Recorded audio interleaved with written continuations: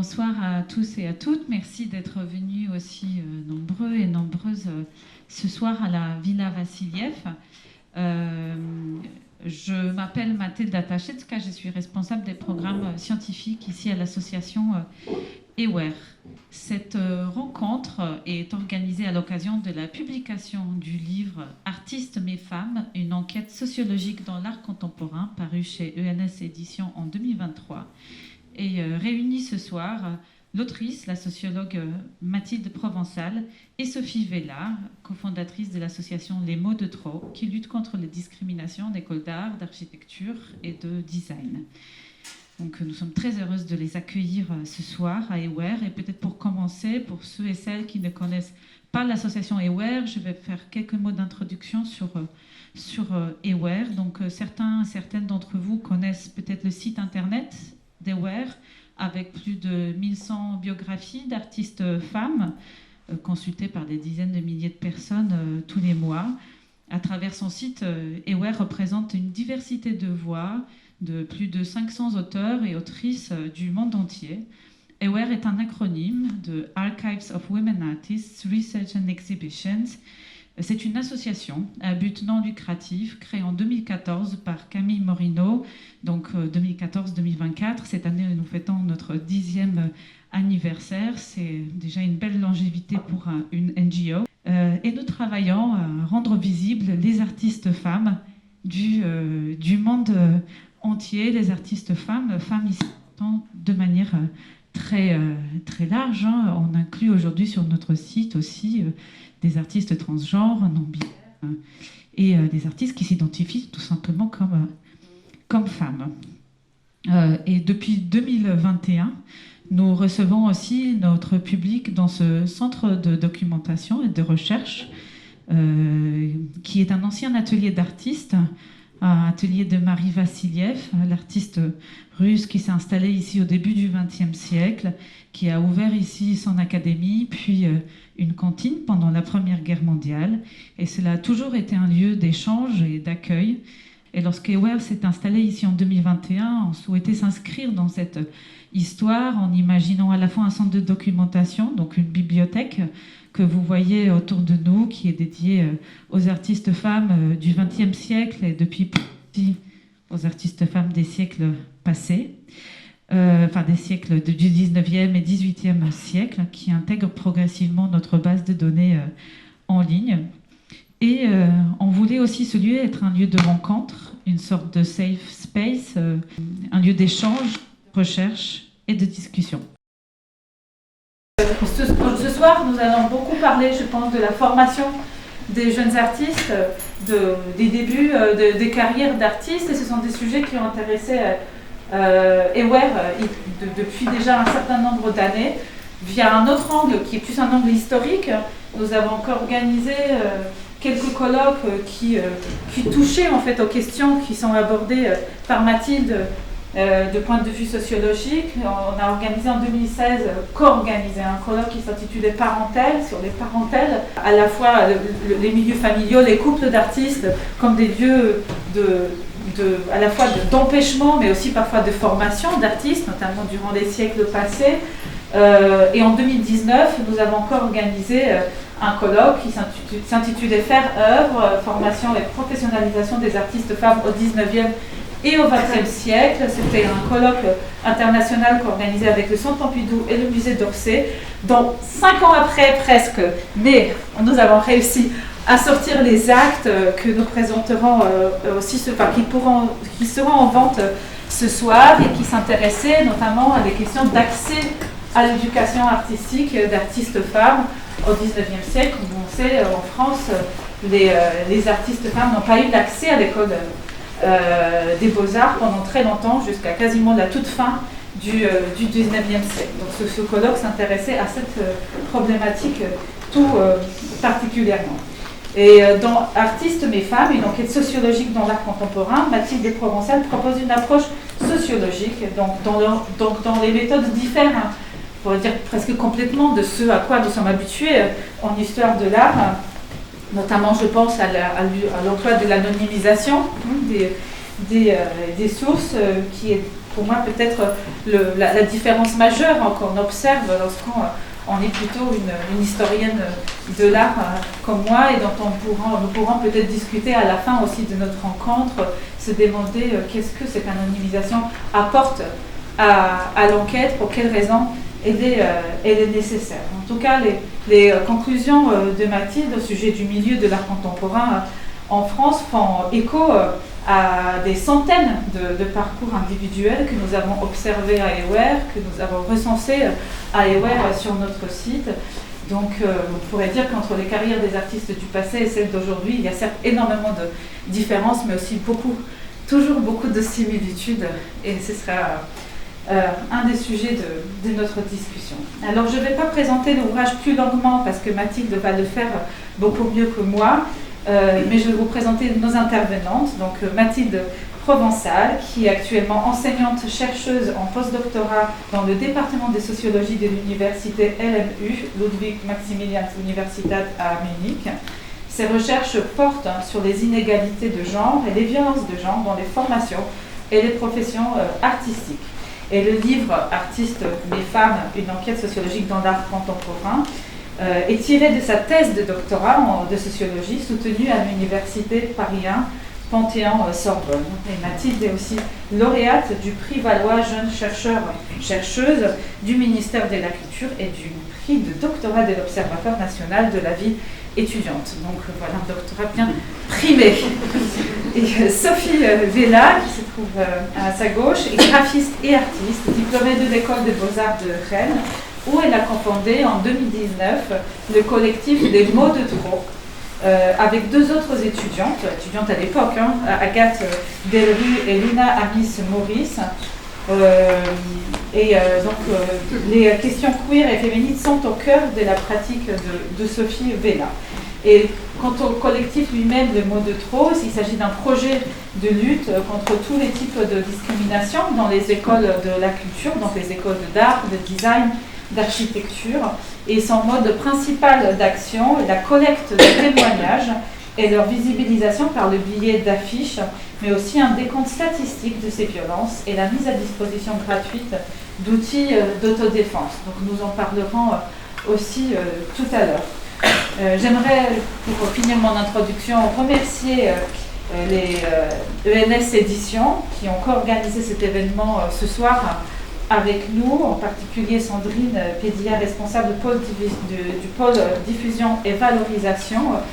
Et j'aimerais bien évidemment remercier nos intervenantes pour leur présence et le temps qu'elles vont consacrer ce soir pour nous parler de leur recherche et leur engagement.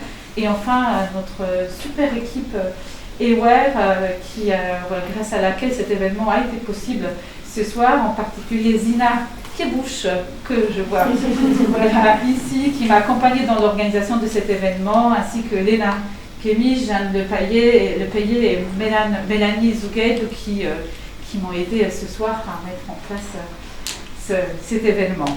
Donc, nous allons commencer par une présentation de l'ouvrage, où Mathilde ne pourra certainement pas aborder l'ampleur de son enquête, parce que nous sommes donné une limite de 20 minutes pour ensuite laisser du temps à un échange avec Sophie, et donc un regard croisé sur les questions qui sont abordées dans l'enquête de Mathilde. Merci beaucoup. Merci beaucoup à l'équipe de Ewer, et en particulier donc à Mathilda Taseska et Zina Kemouche, et puis à toute l'équipe qui a participé à l'organisation de l'événement et qui nous accueille ici ce soir. Et puis je voulais remercier encore ENS Éditions qui du coup co-organise cet événement, et donc notamment Sandrine Padilla et Maëlle Lopez. Et puis merci Sophie et au collectif des mots de trop qui a accepté de venir échanger en fait autour des questions d'inégalité de genre dans la formation et dans les carrières artistiques. Et puis merci à vous aussi d'être là ce soir pour nous écouter et pour échanger avec nous. Donc pour la présentation en fait de l'ouvrage, je vais peut-être commencer en fait par dire un peu quel était le point de départ de cet ouvrage. Donc au départ en fait, ce livre il cherche à comprendre un paradoxe, et donc c'est le paradoxe suivant qui est que les artistes femmes sont moins visibles dans les institutions et sur le marché de l'art contemporain, alors qu'elles sont majoritaires en école d'art et que la population des artistes plasticiens est plutôt mixte. Et donc je vais vous donner quelques chiffres qui permettent d'objectiver un peu la situation et qui permettent un peu d'illustrer ce paradoxe. Donc les femmes, elles sont majoritaires dans les écoles d'art, et ce depuis une quarantaine d'années. Dans les années 80, dans les années 90, elles représentaient plus de la moitié des étudiants dans les écoles d'art, plus de 60% ces 20 dernières années, et même 69% en 2021. On voit que les femmes sont là, et c'est pas quelque chose qui est nouveau. Sur ce tableau, alors j'ai entouré en jaune, vous voyez la première ligne, c'est le pourcentage de femmes dans les écoles supérieures d'art plastique. Ce tableau il nous montre aussi que les arts plastiques, les écoles d'art sont une des filières les plus féminisées de l'enseignement supérieur culture. Donc ça permet un peu de comparer avec d'autres secteurs artistiques. Et pourtant, les femmes, elles sont minoritaires parmi les artistes plasticiens, et ce, en dépit de la féminisation de la profession ces 20 dernières années. Donc ici, sur ce graphique, vous pouvez voir le pourcentage de femmes parmi les artistes plasticiens. Donc en 91, 33% de femmes, en 2013, 43%. Donc on voit qu'il y a une féminisation, mais qu'elle reste minoritaire. Et on voit quand même que cette population elle est plus féminisée que d'autres secteurs artistiques. Par exemple, il y a plus de femmes en proportion que parmi les artistes des spectacles ou parmi les photographes. Mais les femmes continuent d'être marginalisées sur le marché de l'art, et elles continuent d'occuper des positions, elles sont minoritaires dans les positions les plus visibles et les plus renommées. Donc ici, je vous ai mis un extrait d'un graphique en fait, qui a été publié dans un article de Morarelli en 2015, qui permet en fait de visualiser la proportion de femmes ayant obtenu une exposition individuelle dans des institutions prestigieuses en France et en Allemagne. Et donc on voit qu'entre 2007 et 2014, les femmes représentent 16% des artistes ayant eu une exposition individuelle au Centre Pompidou. Alors là, je ne vais peut-être pas détailler tous les chiffres, mais je peux renvoyer en fait à cette publication, donc aux publications du mouvement HF, en fait, qui publie, qui quantifie aussi la présence des femmes dans différentes institutions et sur le marché. Donc là, c'est un extrait en fait du 5e diagnostic dressé par le mouvement HF, donc Bretagne, sur les inégalités de genre dans les arts et la culture en Bretagne. Et on constate par exemple que depuis 10 ans, la proportion d'artistes femmes parmi les artistes qui ont réalisé une exposition individuelle, que cette proportion a progressé. Les femmes représentaient 31% parmi les artistes exposés en 2014 et 43% en 2023. Et puis donc un dernier, je terminerai sur ce graphique pour les chiffres, qui permet en fait, encore une fois, de visualiser la proportion de femmes parmi les artistes représentés sur le premier marché, donc dans les galeries. Et on peut voir sur la partie gauche en fait, du graphique que la proportion de femmes décroît en fait, avec l'avancée dans la carrière et avec l'âge. Et donc voilà, donc c'était quelques chiffres pour illustrer ce paradoxe, donc qui était qui est un peu le cœur de l'ouvrage. Et donc pendant ma recherche, un certain nombre de commissaires, un certain nombre d'artistes, un certain nombre de critiques que j'ai pu rencontrer ont souvent souligné qu'en matière d'évaluation artistique, c'est le travail qui compte. Et il me semble que cette explication, elle pose problème, puisqu'elle laisse entendre qu'elle contribue à naturaliser les différences de réputation entre les femmes et les hommes. Elle suggère que si les femmes sont minoritaires dans les institutions sur le marché de l'art, c'est parce qu'elles seraient moins talentueuses que les hommes, parce que leur travail serait de moins bonne qualité. Et donc c'est quelque chose qui était déjà dénoncé, c'est pas quelque chose de nouveau. C'est quelque chose qui était déjà dénoncé dans les années 70 dans un article par Linda Nochlin, qui écrivait, donc, pour le dénoncer, elle écrivait, je la cite, « L'absence de grande réussite artistique chez les femmes peut s'énoncer sous forme de syllogisme. Si les femmes avaient en elles la pépite d'or du génie artistique, ce trésor se révélerait lui-même. Or, il ne s'est jamais révélé. Donc les femmes n'ont pas en elles la pépite d'or du génie artistique. C'est QFD. » Et donc là, c'est une historienne de l'art dont on parle. Et moi, voilà, j'ai souhaité m'attaquer à ces questions à partir d'une approche sociologique. Et donc, je voudrais maintenant vous présenter un petit peu comment est-ce que j'ai construit mon questionnement, mon objet de recherche. Pour construire mon objet de recherche, j'ai fait 2 choix méthodologiques que je vais présenter rapidement. le premier choix méthodologique que j'ai fait, il est lié en fait aux cas théoriques que je mobilise dans cette recherche. Je me suis beaucoup appuyée en fait sur les travaux qui ont été conduits en sociologie du genre sur la féminisation des professions supérieures et sur leur critique en fait de la métaphore du plafond de verre. Et donc en partant de cette critique, j'ai fait l'hypothèse que les obstacles rencontrés pour accéder au plus haut niveau de la réputation, que ces obstacles en fait ils se concentrent pas au sommet, en fait c'est pas juste pour accéder aux plus hautes positions. C'est pas juste on a une carrière et puis on rencontre un obstacle pour accéder aux positions les plus prestigieuses, mais qu'en fait ces obstacles ils se cumulent et puis on les rencontre à différents moments de la carrière. Et donc dès lors, donc, il ne s'agissait pas pour moi d'analyser l'accès aux positions les plus prestigieuses, donc de voir qui accède aux institutions prestigieuses, qui fait partie des stars de l'art contemporain, mais il s'agissait de comprendre comment se construisent les inégalités de genre à différents moments des carrières artistiques. Et le deuxième choix méthodologique que j'ai fait, c'est que j'ai choisi de travailler sur les carrières des diplômés d'une école des beaux-arts françaises très prestigieuse, donc tu l'as dit Mathilda, que j'ai anonymisée, et donc j'ai appelé l'école des arts plastiques. Et cette approche, cette entrée par la formation, par l'école, pour moi, elle présentait deux avantages. D'une part, ça m'a permis en fait de centrer mon travail, mon analyse sur des hommes et des femmes qui avaient le plus de chances de devenir artistes et d'être visibles dans l'art contemporain. Et puis, ça me permettait aussi de travailler sur des femmes et des hommes qui avaient la même formation et le même diplôme. Donc, s'il y avait des différences dans leur parcours, ce n'est pas quelque chose qu'on pouvait expliquer en disant c'est parce qu'ils n'ont pas la même formation, parce qu'ils n'ont pas le même diplôme. Donc, ça permettait un peu de neutraliser le critère de la formation pour mieux regarder dans leur parcours ce qui relève du genre. Donc ça, c'était pour construire l'objet de recherche. Et puis, du coup, comme j'ai une approche sociologique, j'ai une approche un peu différente du coup, des historiens et des historiennes de l'art. Donc je vais vous présenter un peu les données en fait, que j'ai mobilisées pour construire, sur lesquelles j'ai travaillé. Donc je m'appuie en fait sur une recherche que j'ai conduite entre 2014 et 2018, au cours de laquelle j'ai multiplié donc les données, les niveaux d'analyse et les méthodes, car comme le souligne une artiste que j'ai rencontrée, je la cite, elle me disait en entretien, il me semble que c'est très très difficile à définir cet ensemble de petites choses positives, très difficilement quantifiables, qui vont arriver à un artiste homme et qui ne vont pas arriver à une artiste femme, qui font qu'elle et lui, ils ne vont pas avoir le même type d'encouragement, le même type d'accompagnement, le même type de parcours. Et donc, pour essayer de saisir toutes ces petites choses qui sont difficilement quantifiables, j'ai utilisé différents types de données. Donc, j'ai conduit des entretiens auprès d'une cinquantaine de diplômés, femmes et hommes, donc de cette école des arts plastiques, qui ont obtenu leur diplôme entre 1992 et 2014.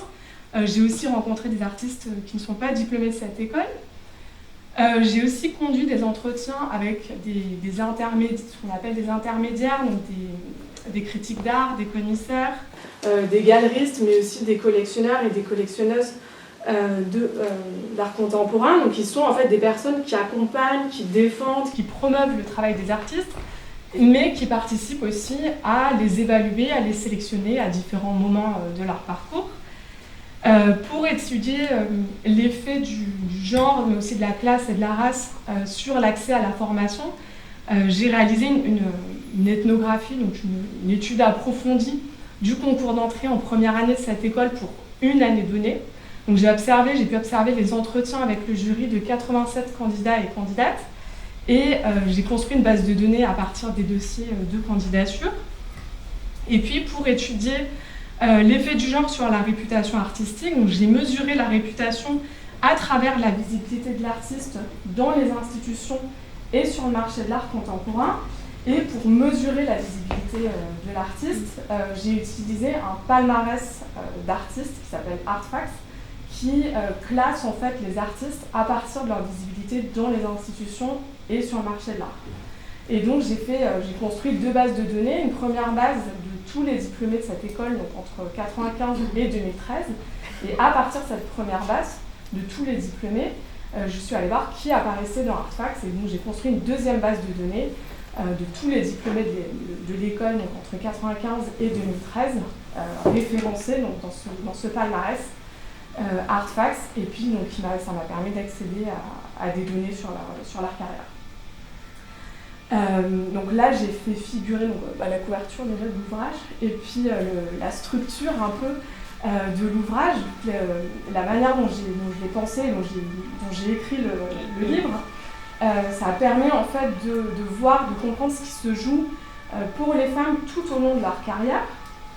Donc les 4 premiers chapitres, ils portent sur le rôle de la formation dans la fabrique des inégalités de genre, de classe et de race dans l'art contemporain. Et les 3 derniers chapitres analysent l'effet du genre sur l'entrée et sur le maintien dans l'art contemporain et sur la progression vers les plus hauts niveaux de réputation. Et donc maintenant, je vais vous présenter brièvement quelques résultats tirés donc, de l'analyse statistique, et puis je vous présenterai quelques mécanismes qui permettent de comprendre un petit peu ces résultats. Donc à partir de cette dernière base de données que j'ai présentée, je ne vais pas vous montrer de chiffres, mais je vais juste vous donner quelques résultats. Donc, sur la période sur laquelle j'ai travaillé, donc 95-2013, déjà je constate que les femmes sont majoritaires parmi les diplômés, elles représentent 59% des diplômés, mais elles ont moins de chances de devenir artistes que les hommes. Les hommes ont 58% des hommes diplômés de l'école apparaissent dans Artfacts, contre 50% de femmes. Pour autant, les femmes ne disparaissent pas des plus hauts niveaux de la réputation, elles représentent la moitié des artistes les plus réputés, donc elles ne disparaissent pas. Mais parmi les artistes très visibles, les femmes exposent moins que les hommes. Par exemple, parmi les 5% de plasticiens les plus visibles, les 5% de plasticiens les plus visibles ont réalisé plus de 54 expositions contre 40 expositions pour les plasticiennes. Donc elles sont moins sollicitées pour montrer leur travail. J'ai aussi montré, donc à partir en utilisant d'autres types, un modèle statistique, ça m'a permis de montrer qu'une fois qu'on contrôle le fait d'avoir été félicité pour son diplôme, une fois qu'on contrôle l'ancienneté professionnelle et la nationalité, j'ai montré qu'être une femme, donc toutes choses égales par ailleurs, être une femme, ça a un effet négatif sur la visibilité en galerie et dans les expositions personnelles, mais ça n'affecte pas la visibilité dans les institutions publiques, dans les festivals et les biennales et dans les expositions collectives.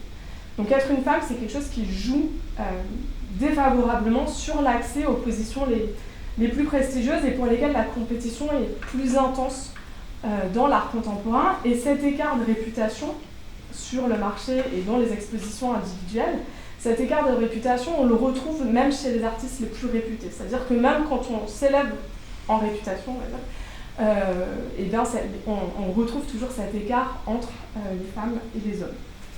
Et donc, pour comprendre ces résultats, donc dans le livre, j'ai mis en évidence plusieurs mécanismes défavorables aux carrières artistiques féminines, et ces mécanismes, ils jouent à différents moments de la carrière artistique.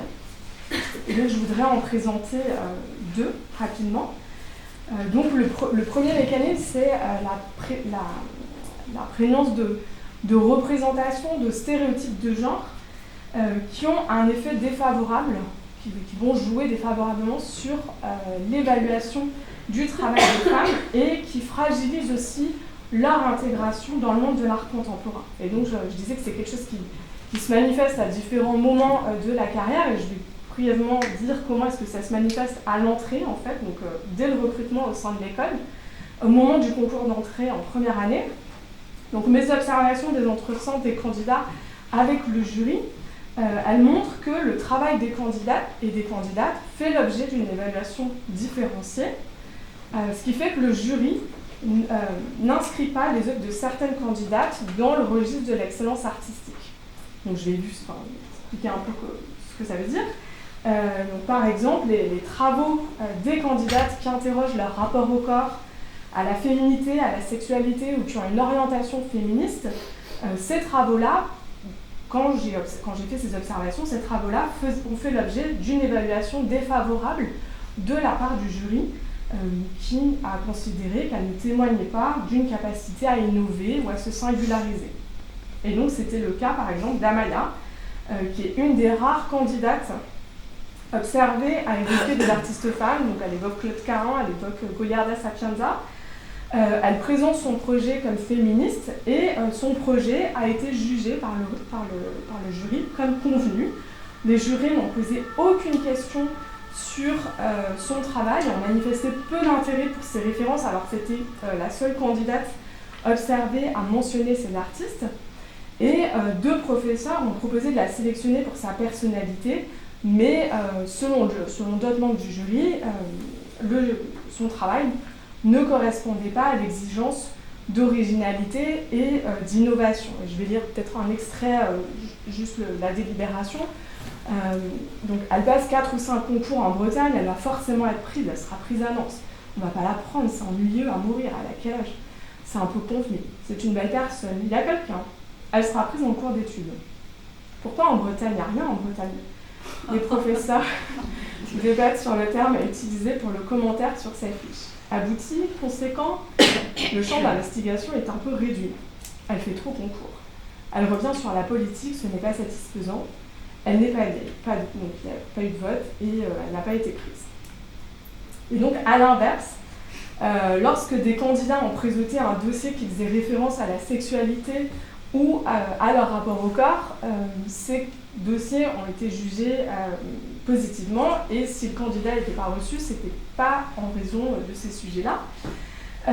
Et donc, je vais vous montrer un extrait de délibération donc, au sujet d'un candidat qui avait montré une peinture qui représentait un homme et une femme nus en expliquant, je le cite, « C'est le désir de l'homme qui submerge celui de la femme avec ses traces rouges ». Donc, il avait fait des traces rouges au niveau du sexe de la femme. Donc Yann, j'ai anonymisé le nom du candidat. Bon alors, moi j'aime la peinture, je peins avec mes pulsions et mes désirs ce que je veux. Si le prix pour entrer dans l'école était d'oublier Basquiat, vous l'accepteriez? Oh ben oui. Et donc après, la délibération commence. Oui, je le trouve marrant. Et il a une libido qui est rare. Moi j'adore ce genre de phrase. Je suis stressée de base. Et il vaut mieux commencer par Basquiat que finir par Basquiat. Juré 12 revient sur la peinture homme-femme. L'homme qui submerge la femme, il faut qu'il réfléchisse. Il n'était pas stratège. Il est spontané. Il est chiant aussi. Il est bravache. Il veut aller chez X, donc c'est le nom d'un professeur. Il faut lui dire d'aller dans un atelier calme. Bon, est-ce qu'on parie sur ce jeune homme? Moi, je l'aime pas. Qui parie sur la libido débordante de ce jeune homme? Donc le candidat est pris. Et donc dans cet extrait en fait de délibération, donc on constate qu'une libido masculine dominatrice et hétérosexuelle est valorisée par le jury, alors que celui-ci dévalorise les travaux des candidates qui font référence à la sexualité et à leur corps.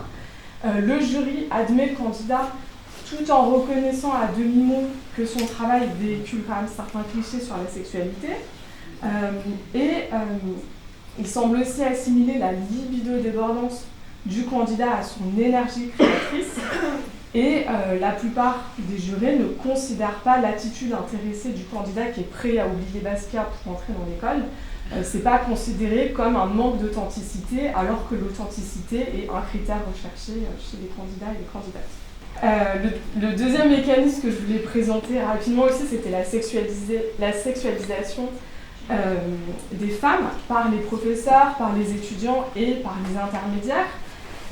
Et c'est quelque chose qui jette le doute en fait sur la réussite des femmes. Par exemple, il y a une expression qui est souvent revenue dans les entretiens où les enquêtés utilisaient l'expression quota de jolies filles pour m'expliquer pourquoi est-ce que les femmes étaient majoritaires en école d'art, en me disant, ou dans certains ateliers de l'école, donc voilà, il y a cette expression, il y a des quotas de jolies filles, donc ça jette le doute sur la réussite, sur les raisons pour lesquelles elles rentrent, et c'est quelque chose qui freine aussi leur insertion dans les réseaux professionnels. Et donc j'ai mis un extrait, lire un extrait d'entretien où on voit dans l'extrait, il y a 2 processus sociaux en jeu, mais on voit en fait comment est-ce que ça participe au contrôle masculin de l'espace de travail dans l'école, puisque ça restreint en fait l'accès à des ateliers techniques au sein de l'école.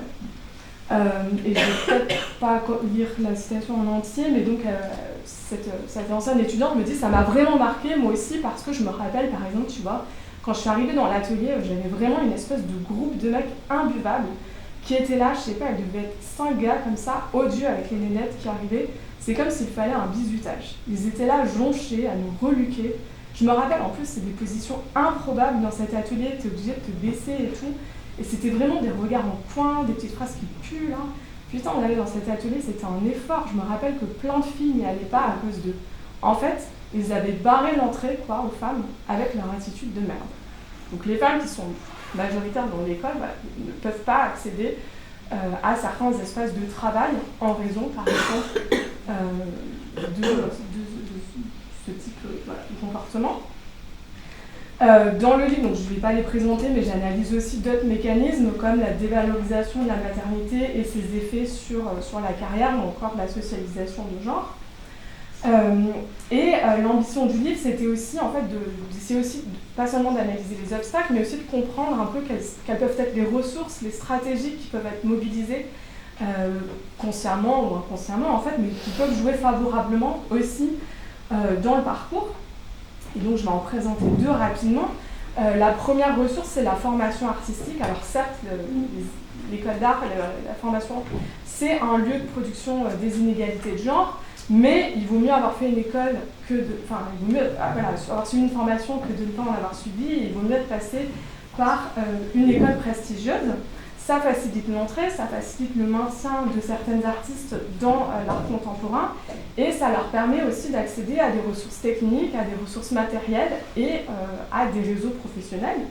Et donc, je vais donner un exemple pour illustrer ça, les félicitations obtenues par les étudiantes, par certaines étudiantes, pas toutes, au moment du diplôme. Donc les femmes ont moins de chances d'être félicitées que les hommes, mais c'est quand même quelque chose qui va jouer favorablement sur leur carrière, notamment sur l'entrée dans la carrière, puisque ça légitime le travail des diplômés et puis ça facilite l'insertion dans des réseaux professionnels. Donc c'est exprimé par exemple par cette artiste qui a été félicitée et qui me dit en entretien, le diplôme s'est exceptionnellement bien passé, ça a été l'un des jours qui a changé ma vie, mais vraiment du jour au lendemain, j'ai changé de statut social alors que personne s'y attendait. Et ça, c'était une belle revanche. Et ça, j'en suis très fière. Je peux vous dire, ça m'a donné des ailes. Et ça m'a aussi permis de rencontrer un galeriste et d'avoir des opportunités d'exposition, puisque des professionnels ont vu son travail et lui ont proposé ensuite de travailler ensemble. Et une deuxième stratégie que je vais présenter aussi, c'est le fait alors qu'il y a une stratégie différente, mais de jouer avec les représentations et avec les assignations liées au genre. Donc par exemple, dans le travail en fait, certaines artistes craignent que leur travail soit dévalorisé parce qu'il aborde certains questionnements, parce que leurs pratiques ou les médias utilisés font qu'il va être qualifié de féminin ou de féministe, et donc elles peuvent utiliser par exemple l'ironie ou l'humour pour mettre à distance un travail féministe ou qui pourrait être qualifié de féminin. D'autres artistes vont jouer avec les stéréotypes pour brouiller, voire transgresser l'ordre du genre. Et je vais donner l'exemple d'une artiste qui, alors je ne rentre pas dans le détail des pratiques, et souvent dans le livre, je l'explique, mais j'ai aussi modifié certaines caractéristiques des œuvres ou des pratiques pour que les personnes ne soient pas identifiables. Donc c'est une artiste qui, pour une exposition personnelle, avait réalisé des œuvres monumentales qui ont beaucoup impressionné ses collègues et qui ont permis de donner une légitimité à son travail et qui lui ont permis d'exposer d'autres œuvres qui, parce qu'elles impliquaient un savoir-faire féminin, pouvaient être considérées comme relevant des arts appliqués. Donc elle a joué un peu elle a choisi d'augmenter le prix de certaines œuvres, d'augmenter la taille de certaines œuvres pour légitimer une autre partie de son travail. Et donc elle me dit en entretien, peut-être que c'est un truc justement pour dire qu'une femme peut le faire, enfin peut-être c'est un peu aussi sous-jacent. Mais quand j'ai fait les œuvres, tout le monde a été genre « Ah ouais, là c'est quand même des œuvres de cette taille ». Et là, ça place tout de suite le niveau. Tu te dis « Bon bah voilà, maintenant je fais du tricot aussi ». Et ça c'était bien, parce que du coup il y avait des petites couvertures tricotées, tu vois, et ça montrait l'ampleur du travail, qui inclut ce travail appliqué féminin, mais qui du coup devient de l'art, et devient de l'art peut-être aussi à une échelle monumentale, et les deux sont conciliables en fait. Voilà, donc ça c'était la deuxième stratégie que je voulais évoquer. Et puis dans le livre, j'en étudie d'autres, les appuis masculins, l'origine sociale, la mobilité géographique et les politiques culturelles. Et puis donc peut-être pour conclure, je vais peut-être juste rappeler en fait quelques résultats qui me semblent importants en fait du livre. Tout d'abord, ce livre en fait il permet de montrer que même les femmes a priori les mieux dotées scolairement et socialement, même ces femmes-là en fait elles rencontrent des obstacles qui freinent leur progression dans la carrière artistique. Après, on voit aussi que la mixité, ça n'efface pas, alors c'est pas quelque chose de nouveau, mais c'est bien de le rappeler, la mixité, ça n'efface pas les inégalités de genre, que ce soit dans la formation et dans la profession. Le livre, ce travail il permet aussi de montrer que la formation artistique, c'est un moment clé de la fabrique des inégalités de genre, mais aussi de classe et de race dans l'art contemporain. Pourtant, le fait que les femmes soient majoritaires en école d'art laisse penser que les inégalités de genre se mettent en place à la sortie de l'école.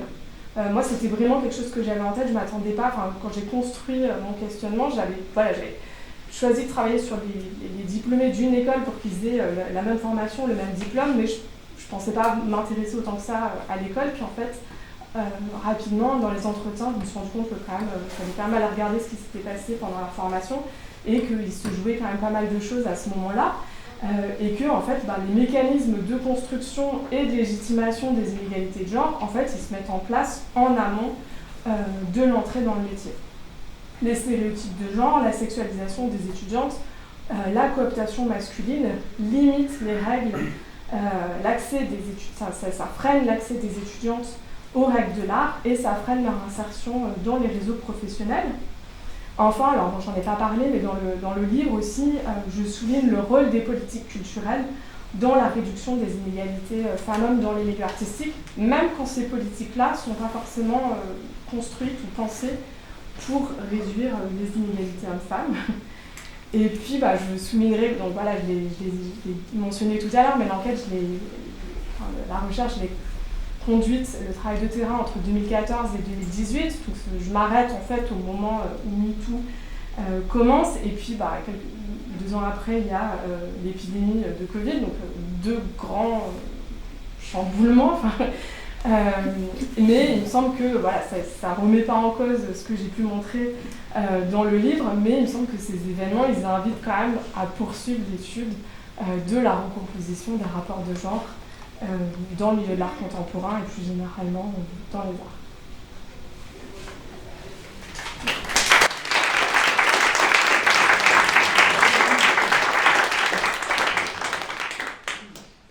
Je vais m'asseoir à côté de vous pour commencer nos échanges. Merci beaucoup Mathilde pour cette présentation absolument passionnante. Pourtant, je connaissais déjà un peu les livres, mais c'était vraiment formidable de réécouter tes conclusions présentées de manière aussi synthétique et ces quelques citations qui, je pense, nous resteront en mémoire. Alors, je pense qu'il y aura beaucoup de questions de la part du public parce que le sujet, je pense, suscite énormément d'interrogations et de réactions. Je vais lancer la discussion et puis nous verrons. J'ai une longue liste de questions, mais je ne suis vraiment pas obligée de les poser toutes. Peut-être vous aurez des questions bien plus pertinentes que moi. Peut-être pour commencer, Mathilde, justement, ce que révèle ton livre, ce que tu as dit dans ta conclusion, c'est que la formation artistique est vraiment un moment clé de la fabrique des inégalités, des genres. Et je voulais ici m'adresser à notre seconde invitée, à Sophie Vella, dont l'association Mode de Trop est née, on va dire, de même constat, dans des circonstances différentes, car au sein d'une école de beaux-arts. Et je voudrais te demander, Sophie, est-ce que tu pourrais peut-être présenter ce projet et nous dire est-ce qu'il y a eu un moment particulier, déclencheur pour la création des mots de trop, ou est-ce que c'était né d'un ras-le-bol général parmi les étudiantes de l'école? Bonsoir déjà. Alors oui, effectivement, le projet, je pense que est né d'un ras-le-bol, comme tu l'as dit.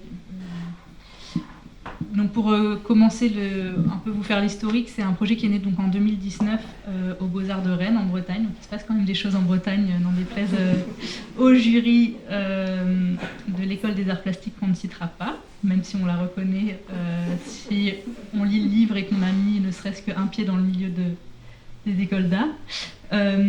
Donc en Bretagne, il se passe des choses, mais comme partout ailleurs, il se passe aussi des choses telles que du harcèlement sexiste et sexuel. Et donc nous, c'est parti, on était 3 amis à avoir un enseignant en particulier qui nous posait problème. Et l'année de notre 3e année en école d'art, il a décidé de faire son cours, de nous proposer de faire un projet sur le féminisme. Et je pense que le ras-le-bol est parti de là. Et donc en plus de ce qu'on subissait et ce que nos collègues racisés par exemple subissaient, parce que c'était quelqu'un qui n'était pas seulement sexiste mais raciste, enfin sur tous les plans, il posait problème, on s'est dit que c'était un peu la goutte de trop, et donc on a commencé à faire remonter ça à l'administration. Évidemment, ça n'a servi pas à grand chose, donc on s'est dit on va récolter des témoignages dans l'école et voir ce qu'on en fait. Et très vite on a eu des témoignages, non pas concernant cet enseignant, mais bien d'autres enseignants de l'école. Faut savoir, si vous connaissez pas trop le milieu des écoles d'art, donc Rennes, c'est une école où il y a 3 options, art, design et design graphique. Et en fait, on connaît pas forcément les enseignants des autres options. Du coup, on savait pas, enfin, on a un peu réalisé que dans chaque option, il y avait un peu un ou plusieurs enseignants qui posaient problème. Et il se trouve qu'en parallèle, on avait, donc nous, on était en option design graphique, on avait un cours d'affiches. Et on s'est dit qu'on avait envie de prendre le prétexte de ce cours pour faire des affiches qui parlaient de ça. Et on a eu la chance d'avoir une enseignante qui nous a accompagnés là-dessus et qui nous a dit « allez-y, c'est super ». Et donc le projet est né comme ça. Je peux vous montrer quelques images, ce sera plus parlant si vous ne connaissez pas. Donc ça, c'est juste... à gauche, c'est ce qu'on a commencé à faire, des stickers féministes qui étaient arrachés, et jour après jour, on les remettait, ils étaient réarrachés. Et à droite, c'est nos affiches qui ont été exposées 2 ans après à la Biennale du graphisme de Chaumont. Donc c'est pour dire que des fois, les choses vont quelque part. Donc en fait, ce sont des affiches où donc on a récolté des témoignages via un formulaire en ligne accessible à tout le monde. À l'heure actuelle, donc après 4 ans de récolte, on a plus de 500 témoignages reçus. On ne s'attendait pas du tout à ça, mais donc au départ, notre idée, c'était de faire des affiches qui regroupent plusieurs témoignages, donc qui fonctionnent par 4 affiches différentes, qui sont obligées d'être accrochées ensemble, on va dire. Ça, c'était pour la dimension intersectionnelle, parce que notre projet, je ne l'ai pas dit, mais c'est vraiment contre les discriminations de façon générale et pas que sexistes. Voilà. Et donc le projet s'est développé via un site internet où ces affiches étaient en libre accès pour que tout le monde puisse les imprimer et les afficher dans son école. Donc là, c'est quelques exemples des affiches dans différentes écoles d'art en France. Donc ça, c'est la première partie, et je vais aller vite pour continuer. En fait, après 2 ans de récolte de témoignages, on s'est dit qu'on n'allait pas passer notre vie à faire des affiches parce que ça semblait interminable. Et je vous passe les détails, on pourra y revenir sur quelques témoignages très agréables. L'année dernière, on a publié donc ce guide que vous pourrez feuilleter aussi, j'en ai quelques exemplaires, qui est vraiment un outil de lutte contre les discriminations, qui réunit nos affiches, mais aussi des statistiques, parce qu'on s'est dit avec tous ces témoignages, il faut en faire quelque chose, on ne va pas juste garder ces témoignages dans ce fichier Excel et ne rien en faire. Donc on a fait des statistiques d'après cette base de données, parce qu'on s'est rendu compte que les gens écoutent plus les chiffres que les voix. Donc on a fait ça, et ensuite il y a un index d'initiatives étudiantes sur vraiment cette période, donc c'est des choses très actuelles. Et en dernier lieu, il y a une bibliographie et des ressources juridiques pour vraiment pouvoir apporter des clés sur le sujet. Voilà, c'était un peu long, mais c'est dur de résumer quand même 4 ans maintenant de... Mais peut-être justement, tu pourrais nous lire quelques témoignages pour qu'on puisse, peut-être un ou deux, les plus frappants. Bon, très bien. Alors, oui, j'ai pas précisé, nous, ce qu'on demandait, c'était... Enfin, ce qu'on demandait... l'appel à témoignage était vraiment de faire des phrases courtes qui soient des choses qu'on a entendues, plutôt, c'est pas du tout un comparatif, mais plutôt que des récits longs ou des récits de choses physiques, parce qu'on ne fait pas du tout de gradation entre les différents types de discrimination, mais on sait que celles qu'on appelle nous les micro-agressions, parce qu'elles sont minimisées par l'extérieur, en fait souvent ça passe comme des blagues, ça passe comme des erreurs générationnelles, et du coup nous c'est là-dessus qu'on voulait se baser, donc c'est vraiment que des témoignages très courts, des phrases voilà, entendues. Donc on a par exemple vous savez ce qu'on dit, les Français ont l'heure, les Africains ont le temps, à un étudiant noir arrivé en retard. Parfois, j'aimerais bien qu'ils soient tous aveugles comme toi. Ils feraient plus attention aux détails, à une étudiante malvoyante. Mais vous n'avez donc rencontré aucun jeune homme qui ait éveillé en vous la vocation de femme, à un étudiant transgenre. J'espère qu'on va pas encore avoir la meuf en modèle vivant. J'ai pas envie de dessiner quelqu'un qui me fait pas bander.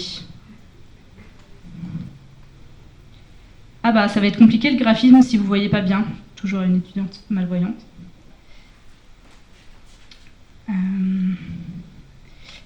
Et quelque chose que j'ai pas précisé, ces témoignages donc, viennent d'étudiants et étudiantes et d'enseignants et enseignantes. Enfin, les personnes qui sont à l'origine de ça, c'est quelque chose qu'on a constaté, c'est que souvent dans l'enseignement supérieur, par exemple dans les écoles de commerce, on va dire, on sait qu'il y a des discriminations, mais c'est entre élèves, quoi. Les gens enfin, c'est plus fréquent entre élèves dans des soirées, tout ça, et là, ça vient souvent de profs, et ça, c'est vraiment un décalage qu'on a pu observer par rapport au reste à d'autres champs d'enseignement. Donc on a aussi, si tu ne peux pas parler français, retourne dans ton pays. Les écoles d'art m'ont fait replonger en dépression, ça c'est plutôt un témoignage que quelque chose d'entendu. Est-ce que tu te rends compte que pleurer, ça nous oblige à nous sentir mal, c'est très autoritaire, à une étudiante qui pleurait pendant son bilan. Si tu n'avances pas, il y aura toujours des places pour être caissière, tu sais. Voilà, on en a reçu 500, donc je vais peut-être m'arrêter là. Vous pourrez avoir tout le loisir de les lire sur notre site ou dans le guide. Merci Sophie pour ce témoignage. Mathilde, est-ce que toi tu avais observé des comportements très similaires lors de ton étude? J'imagine que toi tu étais présente dans les salles de cours par exemple. Est-ce que ta présence... Non, tu n'étais pas présente. Moi j'ai été un peu présente dans certains ateliers, mais alors il n'y a pas toujours les enseignants en fait. Donc quand j'étais là, des fois il y avait 3 étudiants ou 3 étudiantes. Mais non, j'ai pas fait des observations prolongées en fait dans l'école. Par contre, c'était à travers, c'était dans les entretiens en fait. Quand je posais, quand je demandais qu'on me raconte, est-ce que tu peux me raconter l'ambiance de ton atelier, est-ce que tu peux me parler de la relation que tu avais avec ton professeur, quel type de relation vous aviez. Et c'était plus en posant, c'était plus dans les entretiens que ça revenait. Ouais. Et puis au moment des examens d'entrée, qui sont clairement ce moment déjà clé de confrontation de la jeune artiste ou de la personne qui aspire à devenir artiste avec l'institution.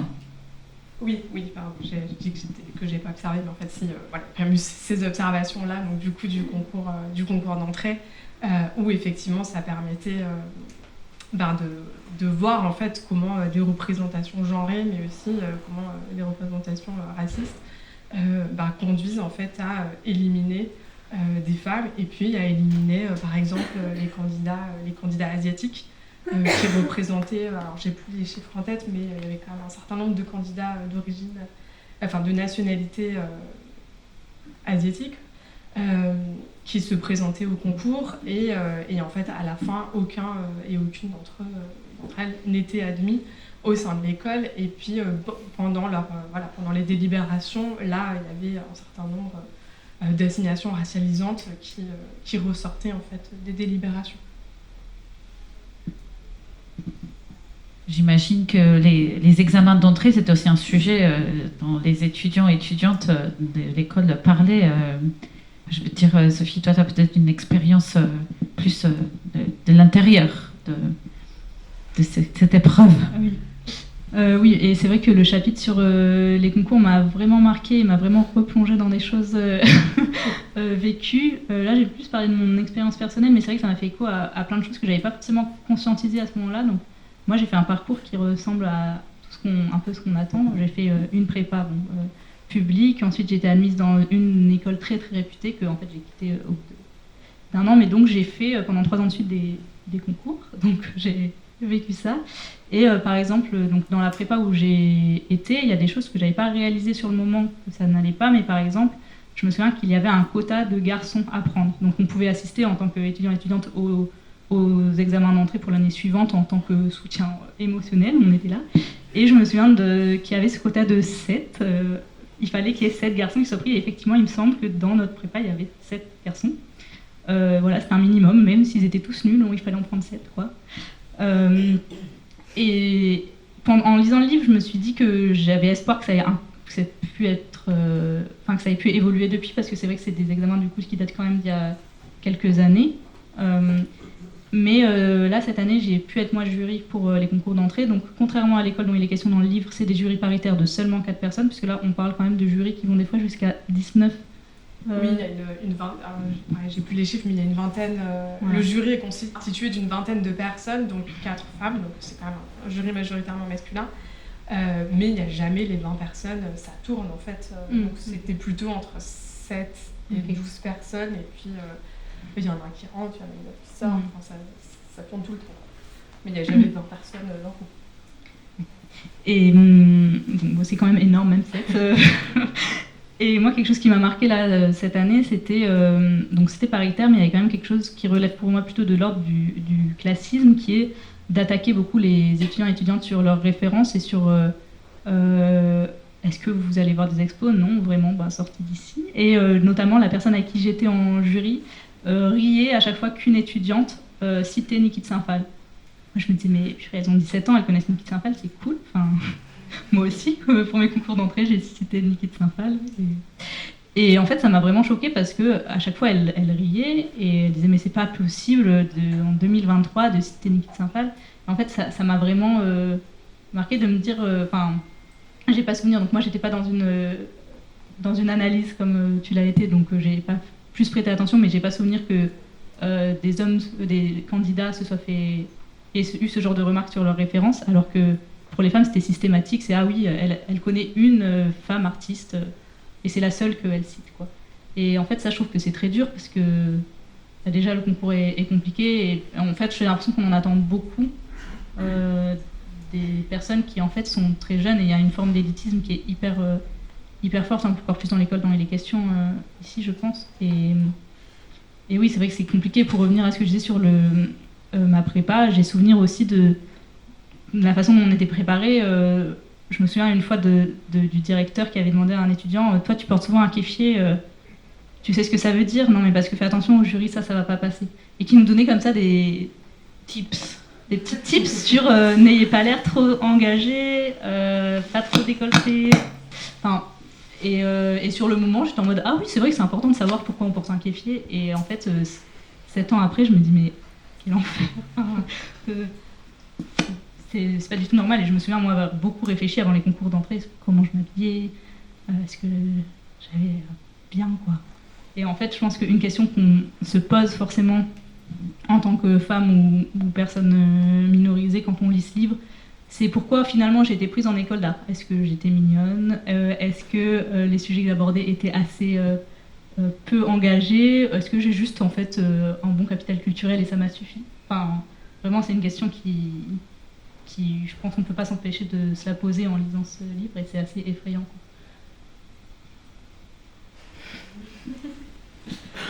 Tu veux faire un commentaire? Non, je pense que sur la question des références, c'est ce qu'on voyait dans l'extrait que je montrais tout à l'heure, où c'était vraiment la seule candidate qui citait Claude Carin, qui citait Goliarda Sapienza. Et en fait, c'était, pendant son entretien, il n'y a vraiment eu aucune question sur...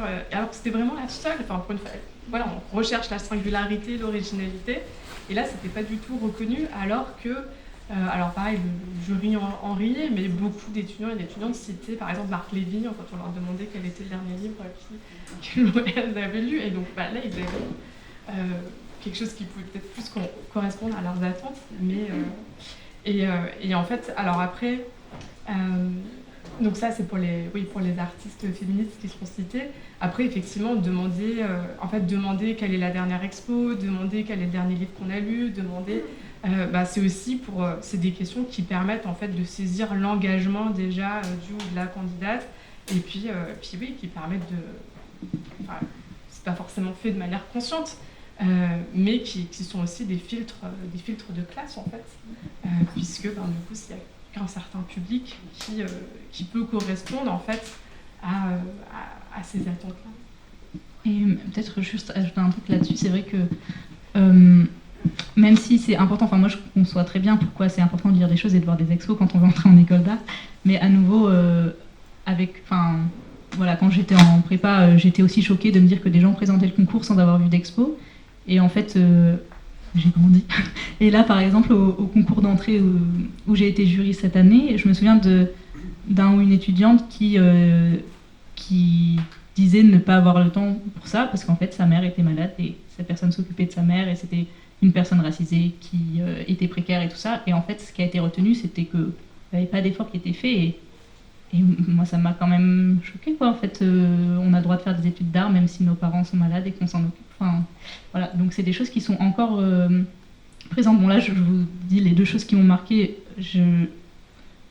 Ces concours d'entrée sont quand même pour moi bien passés, j'étais agréablement surprise de voir, à part ces deux exceptions que je vous ai citées, comme le jury était quand même plutôt paritaire et ouvert à des choses politiques, mais je pense que ça c'est la Bretagne, on l'a dit, hein. De toute façon les Beaux-Arts de Rennes, on aime les projets politiques, donc c'est vraiment... Enfin c'est une question que je me suis posée en lisant ce livre. Cette étude elle concerne une école parisienne, et je sais que c'était une de tes questions aussi. Oui, vas-y.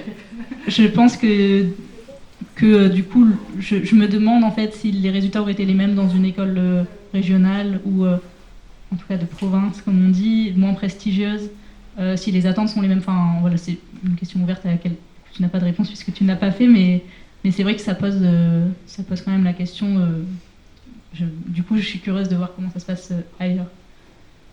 En fait on peut faire l'hypothèse qu'elle rencontre sans doute les mêmes obstacles, et peut-être que d'autres obstacles, plus d'obstacles et d'autres obstacles.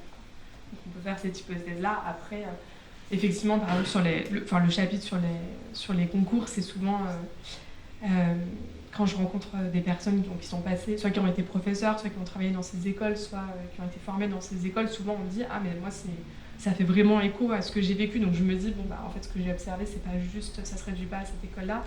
Et puis là, maintenant, je suis en Allemagne, j'ai été invitée plusieurs fois dans des écoles d'art aussi en Allemagne pour présenter mon travail. Et en fait, on me dit, en fait, c'est la même chose. Et là, par exemple, la semaine dernière, j'étais à Nuremberg.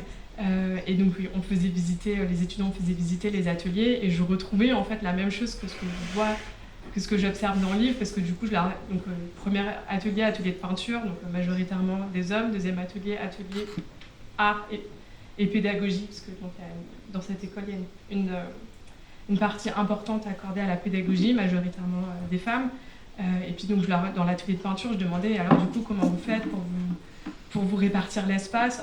C'est chacun qui s'installe, chacun prend sa place. Et dans le livre, je montre justement comment, en fait, cette autonomie qui est laissée aux étudiants, et c'est bien aussi de laisser les étudiants s'organiser, d'être autonomes, mais en fait, comment il y a aussi des rapports de pouvoir, et comment ça croise des logiques de genre qui font que certaines étudiantes ne peuvent pas rentrer dans les ateliers parce que l'accès est barré par des groupes d'étudiants, ou comment certaines ne parviennent pas à se faire une place pour travailler dans l'atelier.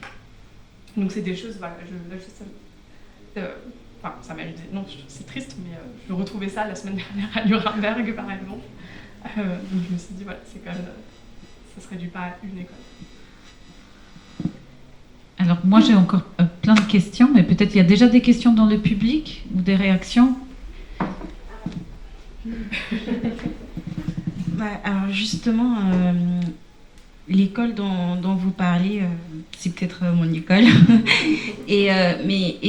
Vous avez parlé des lauréats tout à l'heure, et le truc c'est que cette année, les lauréats sont majoritairement que des femmes, que des filles. Et est-ce que vous avez une explication à ça? Parce qu'avant c'était le contraire. Et dans les lauréats de cette année, il y a, disons, 5% de personnes personnes racisées. C'est-à-dire les féliciter ou Oui, c'est ça. Euh, Les féliciter, oui. Alors, je sais pas du tout, parce que j'ai pas du tout regardé là, ces dernières, les dernières promotions. Après, au tout début, je donnais des chiffres, par exemple, de 2020. J'avais le tableau tout à l'heure avec les chiffres où il y avait 69% de femmes, 70% de femmes. Alors non, c'était les écoles là. Donc, cette école-là, je sais pas. Après, je sais pas du tout si c'est lié à un bon travail, je sais rien du tout. Mais il y a aussi des recommandations, par exemple du ministère de la Culture. Alors après, est-ce que c'est l'effet des recommandations, j'en sais rien. Mais qui ont permis aussi de sensibiliser, de mettre l'accent, la parité dans les jurys d'entrée et de sortie, ça fait partie maintenant d'un critère à respecter dans les écoles. Donc peut-être que ça a un effet. Après, je peux pas expliquer pourquoi. Bien sûr. Mais en fait, ce que je me demande, c'est que est-ce que c'est peut-être pas à cause de ce qui se passe autour de nous et de notre environnement avec MeToo, avec les femmes maintenant qui osent parler, qui... C'est sûr que ces questions-là... Et se donner une image aussi. Ces questions-là, elles ont pris une place et elles ont acquis aussi une légitimité, en fait, ces dernières années. Moi, je pense que l'enquête aurait pas du tout été la même, et même la manière dont mon travail a été reçu, le fait d'accepter de répondre à un entretien ou pas, et ce qu'on disait, ce qui était dit pendant l'entretien, ça aurait été complètement différent, je pense, si je l'avais fait après MeToo, en fait, et où certaines... les questions féministes étaient absentes, invisibilisées, considérées comme quelque chose de ringard ou considérées comme quelque chose avec lequel on se tient à distance parce qu'on ne veut pas non plus avoir l'étiquette femme ou l'étiquette du féminin. Ces questionnements-là, ils ont pris... Alors, il y a plein d'explications, mais ils ont acquis une certaine visibilité, une certaine légitimité ces dernières années. Merci. Merci. Oui, tout d'abord, je tiens à vous remercier pour avoir écrit ce livre. C'était vraiment un grand plaisir de l'avoir lu l'année dernière. Et là, aujourd'hui, j'étais venue parce que moi, j'ai fondé une association avec d'autres artistes au Japon pour défendre les droits des artistes. Et en tant que... les droits d'artistes, je veux dire les droits d'artistes en tant que travailleurs, parce que, comme partout ailleurs, les artistes au Japon n'ont pas forcément l'environnement de travailler dans des environnements sans harcèlement, ou avoir le droit d'être payé, ou d'avoir le droit d'être assuré aux accidents de travail, etc. Et donc j'ai parlé de votre livre à mes collègues, et ça a intéressé tout le monde, bien sûr. Et donc là, je me demandais, au Japon, moi j'ai fait mes études, une partie de mes études au Japon, donc je connais de l'intérieur comment ça se passe, tous les concours, ou les jurys, ou tous les discriminations, harcèlements qu'il peut y avoir. Voilà. Et si on trouve beaucoup d'artistes japonaises qui viennent faire des études en Europe, c'est parce que en quelque sorte c'est de l'immigration culturelle, parce que c'est pour avoir un meilleur environnement. Mais en même temps, comme vous l'avez décrit longuement dans cet ouvrage, il y a aussi ces genres de discrimination. Et donc là, je voulais savoir, est-ce qu'il y a d'après votre recherche, d'autres recherches similaires dans d'autres pays? Après, vous avez cité quelques ouvrages dans le livre, comme Linda Nochlin dans les années 70, mais en effet, à part ça et votre livre, j'en vois pas tellement. Et donc, du coup, je me demande comment ça se passe ailleurs. du coup, j'ai pas forcément. En Allemagne, je crois pas. Je sais qu'il y a une thèse en cours sur la question des violences de genre dans les écoles d'art en Allemagne, mais j'ai pas en tête de. Alors, il y a des travaux en histoire de l'art sur le Bauhaus ou des choses comme ça, mais en sociologie, j'ai pas forcément d'exemple en tête. Je sais qu'il y a pas mal de travaux. Alors, mais là, j'aurais pas les noms qui vont me revenir, mais il y a un certain nombre de travaux qui ont été conduits sur les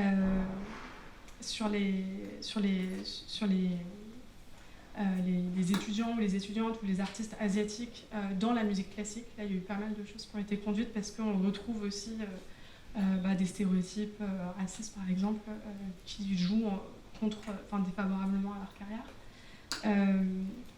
J'ai en tête un ouvrage écrit par un chercheur américain qui s'appelle Talking Arts, mais qui ne parle pas du tout de la question des discriminations, qui s'intéresse en fait par Gary Alan Fine, qui est un sociologue américain qui s'intéresse à la question, la place de la critique en fait dans la pédagogie, dans les MFA aux États-Unis, mais qui n'aborde pas les questions de discrimination. Là, j'ai pas de... Est-ce qu'il y a d'autres questions dans la salle? Ah oui, tu veux parler. Tu voulais compléter? Après, j'ai une question. Ah, ok. Alors, j'ai le droit. Sophie. Le micro sera à toi. Oui, je voulais poser une question parce que là, vous parlez de ces discriminations de genre dans les écoles d'art. Donc moi, j'enseigne dans une école d'art, j'enseigne dans l'école où Sophie a passé son diplôme. J'ai l'impression que j'ai l'impression que déjà quand les étudiants arrivent, les jeunes femmes et les jeunes hommes sont déjà pas à égalité quand ils arrivent dans les écoles. J'ai l'impression qu'il y a des biais d'éducation qui sont bien plus anciens.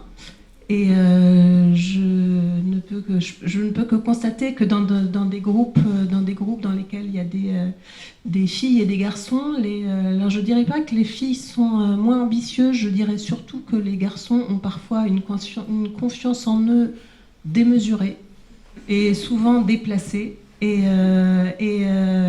n'est pas en relation avec la qualité de leur travail. Et c'est quelque chose que je trouve absolument affolant en fait. Et j'ai l'impression que le problème vient aussi donc effectivement bien sûr du milieu enseignant, qui a beaucoup de choses sur lesquelles doivent se remettre en question, les enseignants et les enseignantes aussi d'ailleurs, mais ces biais d'éducation est quand même assez dingue, et c'est moi je trouve que c'est une question qu'on retrouve, on retrouve ça à plein d'endroits, donc cette espèce de surconfiance en eux qu'ont beaucoup de garçons, évidemment pas tous, mais qui ont beaucoup de garçons, qu'on retrouve dans les choix des stages par exemple, entre les étudiantes et les étudiants.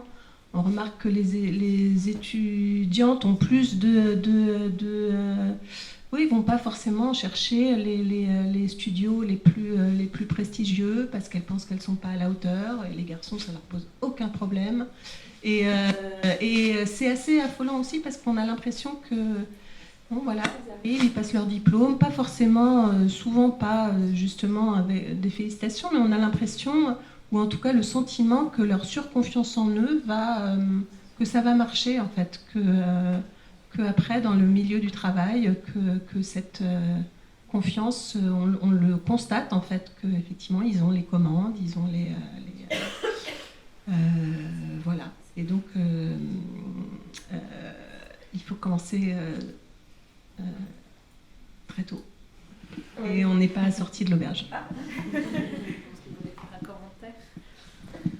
Oui, c'est sûr que effectivement, tout à l'heure, dans la conclusion, je soulignais que ça se mettait en place, qu'il y a pas mal de choses qui se mettaient en place dans l'école.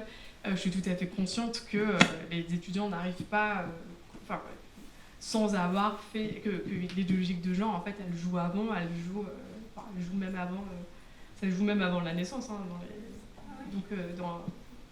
Pardon, dedans, mais peut-être sur un exemple sur ce qui peut jouer en amont. Moi, alors je l'ai pas mis, c'est pas dans le livre, mais je l'ai mis dans un article qui devrait être publié bientôt, où je notais par exemple que dans la composition familiale, et quand on regarde la fratrie, la composition familiale des personnes que j'ai interviewées, que le fait d'avoir un frère aîné, c'était quelque chose, que les femmes qui n'avaient pas eu de frère aîné justement, ou qui avaient ce qu'on appelle un frère manquant, donc soit un frère qui ne pouvait pas remplir les attentes familiales en termes d'investissement éducatif professionnel, parce que le frère avait une maladie mentale par exemple, ou un handicap. Les femmes qui n'ont pas de frère aîné, en fait, ont bénéficié d'un fort investissement et de matériel, temporel, et du soutien, de l'encouragement de leurs parents, alors que quand il y a un frère aîné, et en particulier quand ce frère aîné a une pratique artistique, alors que ça peut être autre chose, ça peut être la musique, ça peut être le théâtre, là, en fait, l'investissement familial est tourné en fait, vers le garçon, et ces femmes-là me disaient en entretien, me donnaient des exemples de que oui, c'était elle qui avait dû se mobiliser pour trouver des cours, les cours d'art plastique avant de rentrer dans l'école, qu'à la sortie, quand elles avaient fini leurs études, et en fait, il n'y a pas vraiment de projection familiale sur leur futur professionnel après cette école, ou alors c'est pour les plus anciennes générations, mais un certain nombre aussi avaient été... la famille était OK pour qu'elle fasse des études artistiques, mais ça serait bien de faire en parallèle une formation un peu plus appliquée, tournée vers la communication. Donc des fois, elles avaient dû faire une formation avant de rentrer dans l'école, ou alors elles faisaient une formation en parallèle, alors que, par exemple, leur frère pouvait quitter... un exemple en tête où une ancienne étudiante, du coup, son frère elle avait dû suivre une autre formation avant de rentrer dans l'école, et son frère a pu quitter l'école qu'il suivait. Au bout de 2 ans, s'est très vite inséré dans les réseaux, a bénéficié du soutien maternel et puis du soutien de sa sœur pendant ses premières expositions, et aujourd'hui est un des artistes français les plus reconnus. Et sa sœur, qui est quand même diplômée, du coup, est diplômée de l'école, mais il y a une autre étudiante me disait, il n'y a pas de place pour 2 artistes dans une famille. Donc une fois que cette place elle est occupée par le frère aîné, et derrière c'est compliqué. Donc voilà, c'est un exemple de comment est-ce que ce qui se passe en amont et déjà dans la famille peut jouer sur le soutien qu'on peut recevoir. Je voulais juste dire que peut-être, Sophie, tu poseras la dernière question. Si. Et après, nous allons passer à un échange. Ah, vous vouliez aussi poser une question. Ok, alors ce sera Sophie, ensuite vous, la dernière. Et après, nous allons passer à des échanges plus informels parce que nous sommes heureuses de vous inviter à prendre un verre et discuter plus en tête-à-tête avec nos invités et entre vous. Et aussi, je voulais vous dire que les livres dont on parle, y compris donc le livre de Mathilde Provençal, bien sûr, mais aussi le guide d'autodéfense de l'association Les Mots de Trop seront en vente après cette session de questions. Je vais aller très vite parce qu'en fait j'ai plein de questions et j'ai plein de remarques, mais c'est plutôt une remarque du coup sur mon parcours personnel et qui revient à ce que je disais tout à l'heure sur les écoles provinciales et les écoles parisiennes. Là, dans le livre, il est question du coup de cette expo des félicités, et c'est quelque chose qui est fréquent. En fait, donc moi, j'ai fait ma première année d'études dans une école considérée comme très prestigieuse, où je n'ai pas continué mon parcours, et il se trouve que les personnes avec qui j'étais en première année, je vois très bien qu'aujourd'hui, elles sont exposées, elles ont du travail, quoi. C'est déjà des personnes, tout ça. Et alors que moi, je fais aussi des choses, mais je vois bien quand... Après, ça me touche moins, parce que moi, je suis graphiste, je suis pas plasticienne ou performeuse, donc j'attends pas d'exposer dans une galerie, c'est pas l'idée. Mais je vois qu'il y a quand même des différences entre les écoles considérées prestigieuses et celles qui le sont un peu moins. Et aussi sur cette fameuse expo des félicités, moi par exemple j'ai eu des félicitations, j'ai pas eu une expo spécialement pour moi, pour les personnes félicitées, et je pense que ça c'est vraiment quelque chose de spécifique à ces écoles très, très prestigieuses, qui déjà toutes les personnes qui vont en sortir vont plutôt avoir une place, mais en plus les personnes qui ont eu des félicitations vont avoir une mise en lumière en plus, et je trouve que ça c'est un truc en fait, avant de lire le livre, j'ai vu passer l'information pour une expo des félicités récemment. Je me suis dit, mais qui fait ça? Enfin, ça, pour moi, ça n'a aucun sens, parce que tout le monde est diplômé, et les félicitations, ça ne repose pas sur grand-chose. Et du coup, c'est juste que ça me questionne sur, voilà, sur ces différences entre les écoles plus ou moins prestigieuses. Et déjà, on a plus de chances dans une meilleure école. Je pense pas que ce soit meilleur, mais... Et encore plus s'il y a ces stratégies d'élitisme qui se mettent en place de encore féliciter celles et ceux qui ont déjà été félicités par le diplôme. Et voilà. Enfin, tout ça pour dire que je pense que... Enfin, ça me questionne sur... dans d'autres cas, est-ce que des personnes qui sont félicitées dans d'autres écoles arrivent aussi aux mêmes fins que celles décrites dans ton étude? Voilà, c'est plus une réflexion que j'ai eue que une question. Et voilà. Mais du coup, je laisse la parole à la question. Bonsoir. C'était juste pour rebondir par rapport à ce que vous avez dit sur justement la différence en fait, d'attitude qu'il peut y avoir entre des jeunes garçons et des jeunes femmes dans une école d'art. J'ai moi-même été étudiante dans une école d'art où en fait je me suis rendu compte après coup qu'il y avait une sorte de sous-texte jamais vraiment exprimé entre l'étudiante et son attitude et ce qu'elle était en dehors de son travail. Et en fait, cette partie-là de l'étudiant, qui n'est pas censée influencer en fait, l'appréciation de son travail, était assez présente. Et moi, je sais que je me suis sentie vraiment légitime d'être en école d'art à ma première année de master, ce qui est quand même assez tardif. C'est un parcours. Et je me suis rendu compte aussi en discutant avec mes amis que c'était le cas de beaucoup de personnes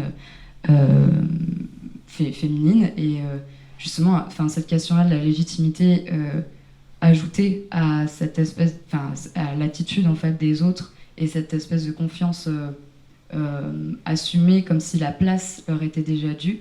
Moi, j'ai eu l'impression de devoir prouver que j'étais légitime alors que j'avais comme eux, eu le concours et que j'avais pas à prouver plus qu'eux, quoi. Et justement, peut-être que c'est un mécanisme que vous avez observé de cette espèce de second concours un peu au long cours, justement, jusqu'à la fin de... Voilà, qui s'ajoute en fait au simple fait d'avoir le concours puis le diplôme. Oui, bah c'est... De toute façon, les carrières d'artistes, en fait, sont un peu jalonnées comme ça d'étapes où, et en particulier au tout début, où en fait la valeur artistique, la valeur économique, elle est très très très incertaine. Et du coup, il faut prouver, pour les femmes, il faut prouver 2 fois plus. Et c'est pour ça aussi que, par exemple, pour revenir sur les félicitations, c'est pour ça que c'est des choses qui sont importantes. Alors, on peut aussi débattre sur le fait que ça ne devrait pas l'être, mais pour les personnes qui observent les jeunes artistes et qui ne savent pas forcément comment évaluer ou qui ont beaucoup d'incertitudes sur cette valeur artistique, cette valeur économique, ça rassure en fait de se dire je vais acheter une première œuvre à cet artiste, mais il ou elle a été félicité, ça me rassure. Mais du coup, non, j'ai dévié en fait. Question de la légitimité. Oui, de la légitimité.